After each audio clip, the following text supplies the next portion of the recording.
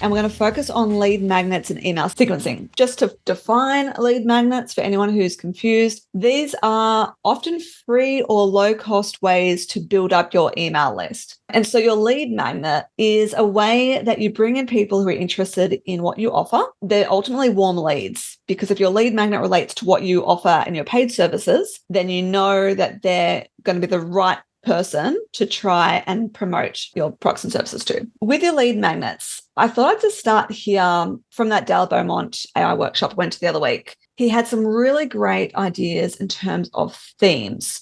So that are, like numbers, to say 7. The odd numbers seem to work nicely. So 7 biggest mistakes of small business owners with AI or with using ChatGPT for marketing or whatever, right? And then the prompts that I've then played around with that is, could you please write me an outline of an e-guide?